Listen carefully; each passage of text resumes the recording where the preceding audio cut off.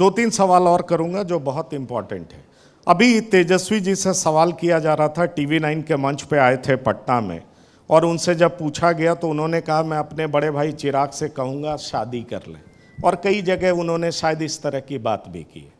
आपने अभी हमारे मंच से कहा, TV9 के मंच से, सारी खुदाई एक तरफ, जोड़ू का भाई एक तरफ। तो अरे कैसे साले हैं, बहनोई हैं जो साले की शादी ही नहीं करवा रहे हैं। दुनिया कह रही है आप बड़े नेता तो बनवा रहे हैं, उनकी शादी कब करवाएंगे, ये बता दीजिए।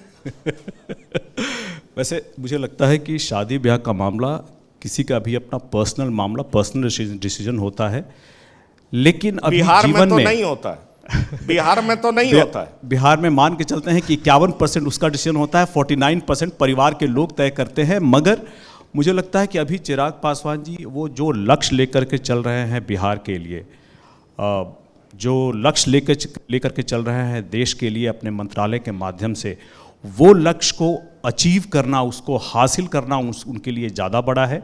और हम लोगों की तरफ से प्रयास भी रहेगा कि चुनावों के बाद उनके ऊपर हमारी पार्टी के लोग भी साथ में मिलकर दबाव बनाए कि वो इस बारे में विचार अवश्य करें। पूछना होगा तेजस्वी जी से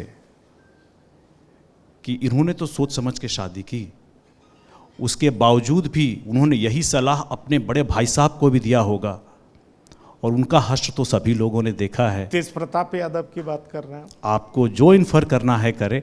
जब उन्होंने उनको और दिया, कोई बड़ा भाई जब तो है नहीं, उनके बड़े भाई को सलाह दिया कोई गया, बड़ा भाई है तो बता दीजिए। पर उनका हश्र देख करके हम लोगों को थोड़ा डरना चाहिए कि सलाह किससे लेना है। चलिए राजनीतिक सवाल पर आते हैं। तेजस्वी यादव कहते हैं अब की बार तेजस्वी सरकार, और उनके समर्थक बड़े कॉन्फिडेंटली घूम रहे हैं।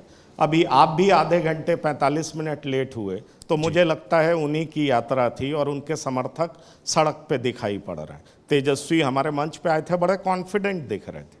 आप मानते हैं कि इस बार तेजस्वी यादव 2020 की तुलना में बेहतर स्थिति में हैं? आप ये मानते हैं कि इस बार आप एनडीए के साथ हैं, इसलिए तेजस्वी यादव जितना नैरोली सरकार बनाते बनाते रह गए थे, 12,500 वोट कम मिला था, इस बार उनकी स्थिति बहुत खराब हो जाएगी? मुझे लगता है कि 2020 में तेजस्वी यादव जी बहुत अच्छी स्थिति में थे, क्योंकि हम लोग गठबंधन के बाहर चुनाव लड़ रहे थे, जिसका फ़ायदा उनको 86 सीटों के हिसाब से मिला उस वक्त। इस बार तेजस्वी जी दो मामले में कमज़ोर है। एक, लोक जनशक्ति पार्टी रामविलास वापस एनडीए में अपने मूल गठबंधन में है, और दूसरा कि अपने कार्यकर्ताओं को तो वो कांग्रेस के हवाले कर चुके हैं। तो धरातल पर उनकी कमज़ोरी साफ साफ दिख रही है। हम लोग अधिकार यात्रा के माध्यम से हम लोग यहाँ पहुँचे, मुझे लगा हम लोग 2-3 घंटे के जाम में फंसे हैं, आधे घंटे में ही निकल गए।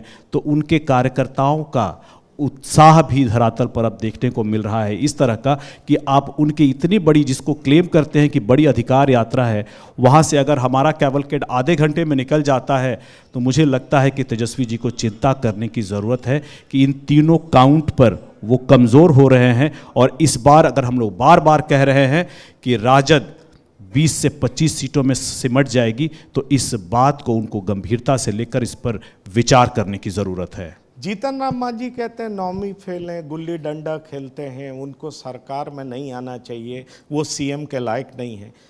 आपको लगता है कि पढ़ा लिखा व्यक्ति ही चीफ मिनिस्टर के पद पे होना चाहिए? तेजस्वी यादव कॉम्पिटेंट नहीं है सीएम बनने के लिए? देखिए, ये डिज़ायरेबल है कि पढ़ा लिखा व्यक्ति ही मुख्यमंत्री की पद को नवाजे, लेकिन ये कोई रिक्वायरमेंट नहीं है।